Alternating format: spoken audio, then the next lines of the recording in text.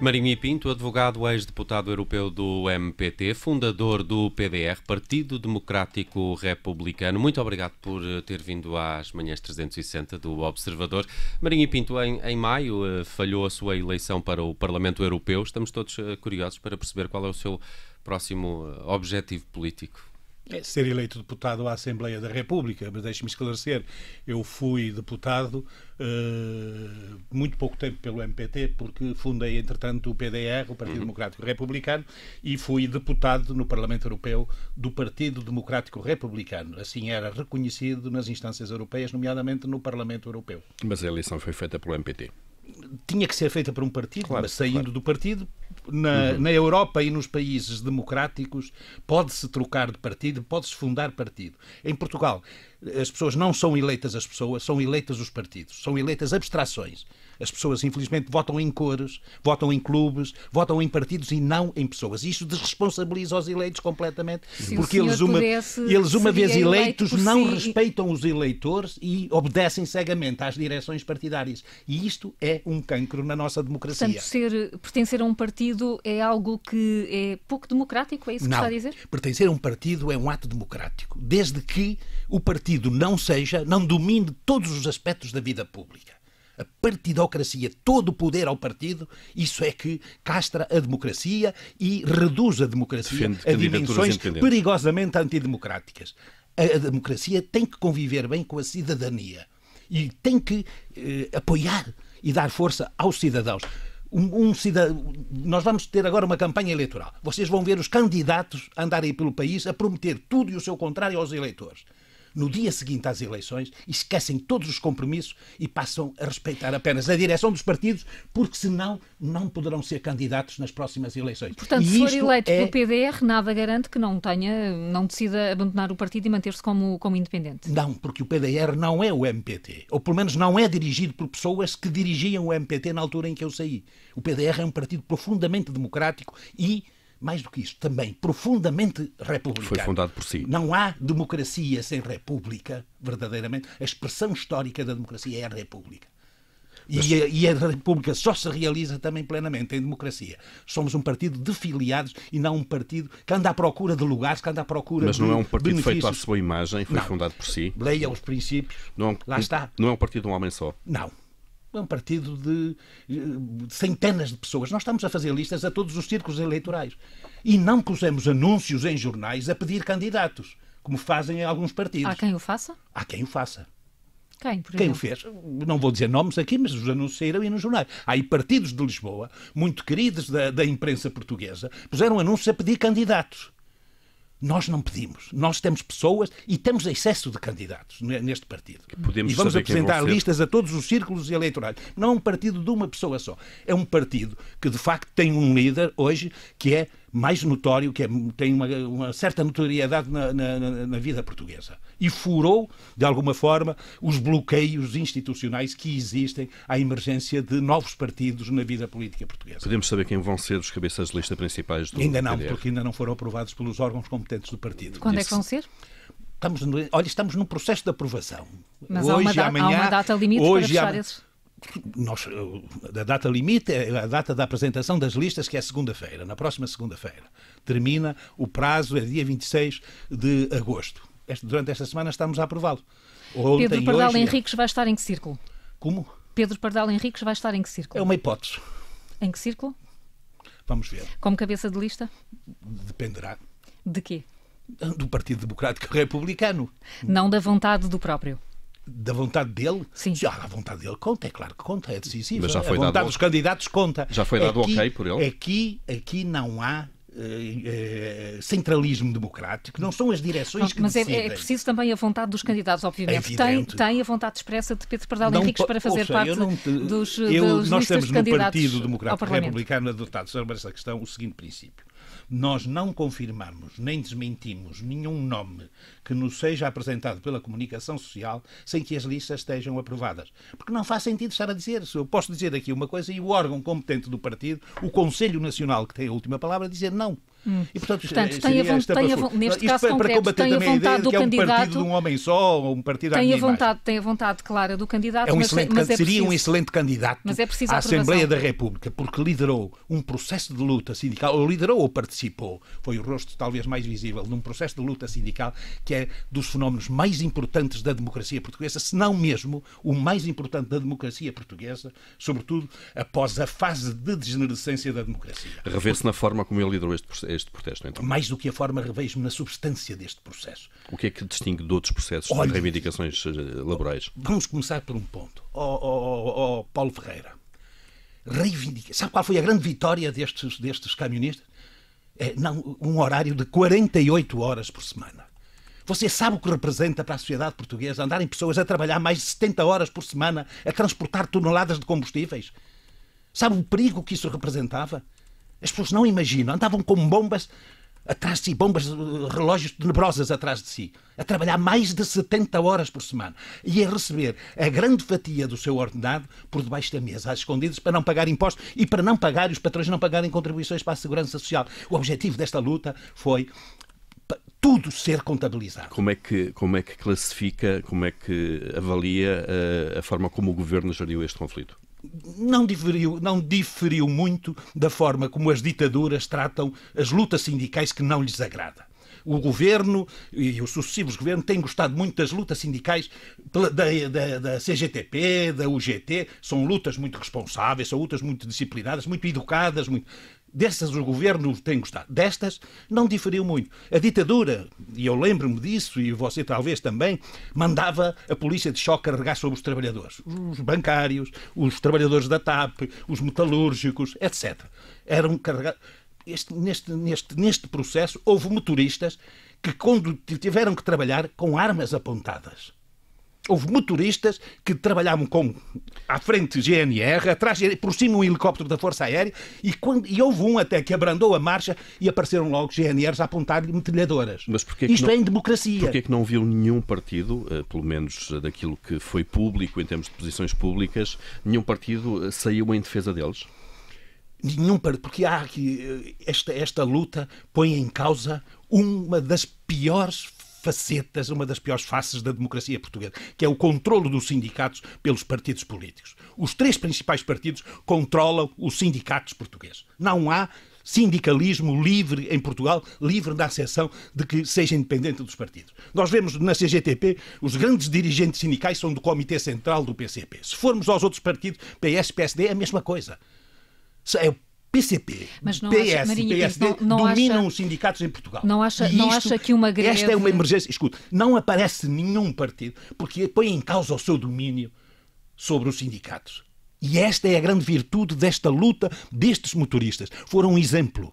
E note que estamos a falar, a grande conquista deles foi reduzir o horário de trabalho semanal para 48 horas, quando nós temos 35 horas na função pública. Marinho Pinto, mas independentemente das reivindicações, não acha que uma greve por tempo indeterminado que ameaça bloquear o funcionamento do Estado pode ser considerada uma greve selvagem? Não. Uma greve que luta pelos objetivos que esta greve lutava, redução do horário de trabalhar 15 e 16 horas. Vale tudo com essas reivindicações. Sim, e a receber com um ordenado de 600 e tal euros por mês, e depois a receber em ajudas de custo por debaixo da mesa, para a entidade patronal não pagar as contribuições à segurança social. Como é que lidaria? Isto foi um combate contra a fraude nas relações de trabalho que são generalizadas na sociedade portuguesa, sobretudo no trabalho precário. Se fosse governante, como é que teria lidado com este protesto? Primeiro, é uma negociação entre as empresas e os trabalhadores. Não teria acariciado como acariciei as entidades patronais, tê-las-ia obrigado à negociação, não tomava partido a favor de uma ou das outras partes, mas, sobretudo, não tomava partido a favor das entidades patronais, como tomou o governo descaradamente, porque vimos a arrogância com que a Antram falava publicamente. Interessava-lhes a greve, porque os militares estavam-lhe a fazer o serviço de borla. Interessava-lhes, os principais interessados na greve passaram a ser os patrões, porque o governo pôs ao seu serviço as estruturas do Estado português, pagas pelo povo português. Portanto, esse tipo de intervenção não tinha feito. Este tipo de intervenção não tinha feito. Não tinha chegado o conflito, nunca tinha chegado a este ponto, porque o governo tinha atuado junto às entidades patronais. Mas já com inspeções da Segurança Social, porque é que não pagavam as contribuições de todas as remunerações dos trabalhadores? Porquê é que não o faziam? Isso aí teria logo evitado uma das causas da greve. Porque um trabalhador, e isto é uma ilusão, e convém fazer esta pedagogia cívica e democrática, e convém fazê-lo aqui. É uma ilusão perigosa ao trabalhador receber o dinheiro por inteiro por debaixo da mesa e não pagar o IRS correspondente. Porque se ficar doente, o que é que vai receber de subsídio? E o que é que vai ter de reforma? Eu falei com muitos trabalhadores portugueses na Bélgica que eram aliciados para esse processo, recebiam o ordenado em bruto, e depois, quando se reformavam-se com um quarto ou um quinto do que realmente recebiam. Tem a mesma simpatia pela greve dos enfermeiros, a greve cirúrgica de há uns meses? Eu tenho simpatia pelos enfermeiros. A greve dos enfermeiros teve outros erros. Porque lidou diretamente com um setor extremamente frágil da sociedade portuguesa. E não era dirigido, a principal vítima não eram os patrões. Mas no caso dos camionistas também não eram. Eram. Porque os lucros quem ia deixar de ter abastecimento seríamos todos nós. Se o governo e a Segurança Social tivessem cumprido o seu dever a punir severamente a fraude que as empresas de transporte fazem, nunca chegávamos a esse ponto. Uma greve dos enfermeiros. Uma greve apoiada pelo governo, não é? Com essas fiscalizações à parte. Eu tenho muita simpatia pelos enfermeiros, mas acho que houve ali, para mim, 2 erros. Primeiro, foi não obrigar ao adiamento de cirurgias. E muitas dessas cirurgias acabaram por não ser feitas porque as pessoas, entretanto, faleceram. E a segunda foi a própria Ordem envolver-se no processo como se fosse um sindicato. As ordens, e eu fui bastonário de uma ordem, as ordens são associações de direito público e o seu principal compromisso é com os cidadãos. E eu penso que nesta greve não foi tratado devidamente o compromisso ético que o enfermeiro tem com o cidadão, com o doente. Que fez com que a opinião pública não aceitasse assim e não compreendesse tão bem as razões da greve. Acha que no caso dos camionistas a opinião pública conseguiu perceber o que é que os motoristas pediam? A natureza dos conflitos são diferentes, completamente diferentes. E a sua expressão pública foi completamente diferente, num caso e noutro. Portanto, mas com a compreensão da opinião pública nesta greve? Nesta dos camionistas? Houve muita manipulação e deixe-me dizer-lhe, há muito servilismo da comunicação social em relação ao poder. Concretamente, no que é concretizado?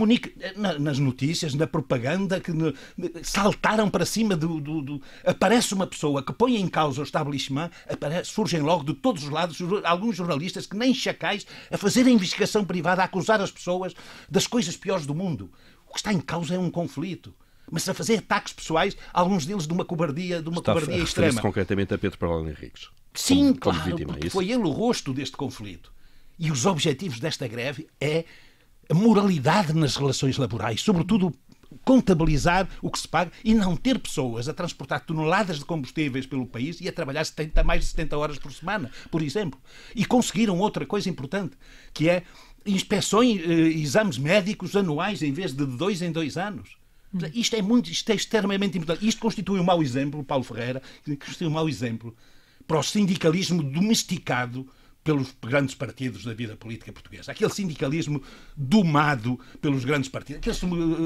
Aquele sindicalismo e aquelas lutas que são muito aplaudidas pelo governo e pelos patrões. Já há pouco falou disso. Vamos olhar para aquilo que são os objetivos eleitorais do PDR. Estamos 1 mês e meio de eleições. Quais são os seus objetivos? Bom, nós concorremos às eleições para eleger deputados. Com que bandeiras?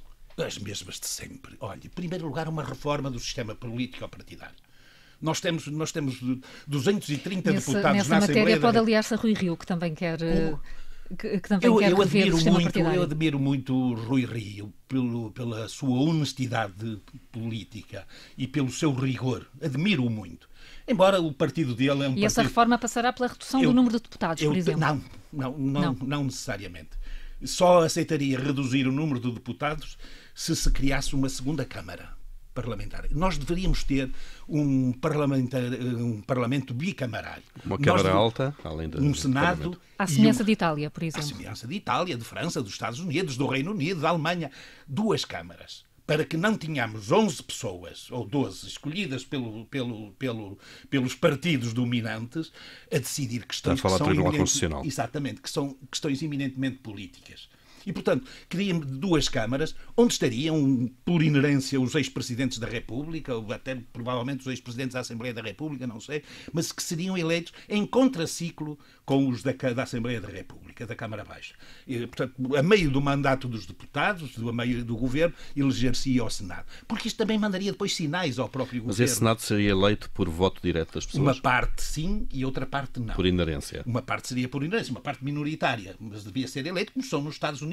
As democracias mais consolidadas têm 2 câmaras. Exatamente para que não haja a ditadura partidocrata das maiorias. Como tem acontecido, eles fazem e depois ainda acontece que não há verdadeira oposição em Portugal. São os 5 partidos parlamentares funcionam como um cartel. Têm interesses comuns. Quer posicionar-se como uma verdadeira oposição? Eu queria refundar a República. Trazer a República Portuguesa aos seus valores matriciais, aos valores republicanos. A República só se realiza historicamente a democracia e a democracia só será verdadeiramente se for em democracia. E nós temos um grave problema na democracia portuguesa. Um grave, entre muitos outros. Saímos de uma ditadura fascista para o antifascismo. E continuamos submetidos a uma cultura antifascista em tudo. Mas isso é mau? É mau, porque é assim... Não é genuinamente democrática a cultura antifascista. Quer dar exemplos mas eu concretos? explico. É fácil e você percebe. Todos os verdadeiros democratas são antifascistas. Mas nem todos os antifascistas são verdadeiramente democratas. E isto tem implicações graves no funcionamento da nossa democracia. Como é que isso se concretiza, esse antifascismo que pode ser negativo? Não tem havido políticas de combate a esta cultura. Eu vi esse episódio recente do Manuel Machado, desse senhor... Que Mário Machado, senhor da extrema-direita, racista, tem essas coisas todas. Não tem direito a falar. Na sociedade apareceram aí umas autoridades. Deve ter. Sabe, isto lembra muito... Mas como é que se combate esse extremismo que existe? Afirmando a democracia. Afirmando o racismo. E estamos a falar de pessoas condenadas. Mas e um condenado não tem direito a falar? Condenadas por crimes. E um condenado por crime não tem direito depois de cumprir a pena a falar? Politicamente se combate os extremismos. Mas nós tivemos extremismo pior. Ou pessoas que fizeram como ele, ou pior, na sociedade portuguesa, mataram, assassinaram pessoas já em democracia e não lhes aconteceu. Tiveram presos, uns, outros não, e ninguém tem em relação a ele esse acicate que tem em relação a esse senhor da extrema-direita. É assim, combate-se isto com uma cultura genuinamente democrática. Eu não concordo com nada do que você diz, mas bater-me-ei com todas as minhas forças para que você possa dizer o que quer e o que pensa em liberdade. Dizer. Quanto a fazer, vamos discutir. Agora, o direito à opinião e expressar livremente a sua opinião é um direito fundamental que não pode ser retirado a ninguém. E mais, os verdadeiros direitos fundamentais defendem-se no limite nas pessoas que nós somos capazes de odiar e com as quais não nos sentamos a uma mesa. Aí é que está a defesa dos direitos humanos e dos direitos fundamentais. No seguimento do que está a dizer, se for eleito para o Parlamento, em que lugar do hemiciclo é que se vai sentar? Mais à esquerda ou mais à direita? Os jornalistas preocupam-se tanto com a geometria. Ajuda a enquadrar ideologicamente o partido. Não sei. Olha, nós temos posições no nosso programa e princípios que são genuinamente democráticos. Genuinamente democrático. Tanto à esquerda como à direita. Da liberdade de expressão para todos. Todos têm o direito de exprimir livremente o seu pensamento. Isto, tanto pode ser de esquerda como pode ser de direita. Mesmo aqueles que atentam contra a democracia.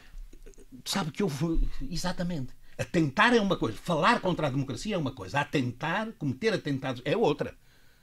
Se eu puser uma bomba, isso é um ato terrorista. Se eu falar, seja por mais horrível que seja a minha opinião, é a minha opinião. Houve uma vez nos Estados Unidos, realizar um crime de ódio... contar-lhe isto. Houve duas sondagens de opinião simultâneas com a mesma pergunta, feita de forma diferente.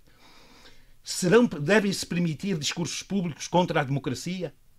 Num lado. E a outra é, devem proibir-se discursos públicos contra a democracia? Nos Estados Unidos. A segunda pergunta... O resultado foi diferente porque só mudou a palavra entre permitir e proibir. E as pessoas são contra as proibições. Se calhar aqui em Portugal seria ao contrário. Deve-se permitir a expressão livre de todas as opiniões, sejam ou não do nosso agrado. Agora, atentados contra o regime democrático, fora do quadro legal, isso não deve ser consentido a ninguém. Deixe-me seguir a pergunta de há pouco da Carla Jorge Carvalho. É de direita ou de esquerda? Basicamente a pergunta resume-se a isto. Considera-se um homem de direita ou de esquerda? Pela catalogação tradicional da nossa cultura política, eu sempre fui uma pessoa de esquerda e até vinha da extrema-esquerda. Eu estive preso pela PIDE antes do 25 de Abril. Eu pertencia a movimentos de extrema-esquerda antes do 25 de Abril e depois de extrema-esquerda, não, de esquerda antes do 25 de Abril, depois até de extrema-esquerda. A minha cultura é uma cultura genuinamente democrática. Evoluiu. Eu hoje tolero e sou capaz de discutir política com um fascista, como discuto com um maoísta, como tive discussões enormes com pessoas que defendiam o Pol Pot. Nos cafés em Coimbra. E alguns são hoje aí do PSD e do PS. Continua a sentir-se uma pessoa de esquerda? Sim, claro. Quem é verdadeiramente democrata tem é também uma dimensão de esquerda. Muito rapidamente, temas concretos que têm estado na atualidade. PPPs na saúde, sim ou não? Sim, sim. Se os privados fazem uma boa gestão, é preciso que o Estado cumpra a sua função reguladora. Não entregar aos privados para fazer o que quiser e tratar como se fosse uma questão privada, mas o Estado tem que regular. Portanto, e tem que a nova lei de bases da saúde merece a sua concordância? A que foi aprovada? Não. A que foi aprovada? Permite as PPPs na saúde? Aí, não sei, pelo menos eu confesso que não sei verdadeiramente. O Sr. António Costa, o nosso primeiro-ministro, é um jongleiro, é um trapezista impressionante. Quer agradar a gregos e a troianos. O princípio é este. Deve-se permitir a gestão privada de instituições públicas, porque não é incompatível a gestão privada com o interesse público. Esta radica numa ideia marxista do século XIX, de que o caráter social da produção e a apropriação privada dos meios de produção. Essa contradição não é necessário que diz que não haja a propriedade e o domínio e o controle absoluto. É preciso que o Estado faça as suas inspeções. Portanto, e faça a regulação. Na questão das PPP, na Lei de Bases da Saúde, o assunto deveria ter ido mais longe. Digo-lhe mais, da saúde e no ensino. E no ensino. Porque, infelizmente, o ensino público não tem cumprido a sua função. Está mais ao serviço de quem lá trabalha do que dos estudantes, o ensino público. Isso leva-nos para esta longa luta dos professores sobre a reposição do tempo de serviço congelado? Não, isto leva-nos para o fecho de colégios privados extremamente importantes que desempenhavam um papel extremamente importante no ensino em Portugal. Nos contratos de associação, porque há certos setores da esquerda portuguesa que têm medo do privado justamente porque o privado é melhor do que os aparatos chiques que eles nomeiam para as empresas públicas. Marinho Pinto, mas como é que resolveu o problema dos professores? O problema dos professores é muito complicado. É muito complicado. É assim, eu acho que essa é uma reivindicação exagerada. Querer a reposição integral do tempo de serviço. Desde logo, a própria ideia... Mas não era um direito? Eu tenho muita dificuldade em aceitar a aquisição de direitos, não pelo mérito do exercício da sua atividade, mas pelo mero decurso do prazo.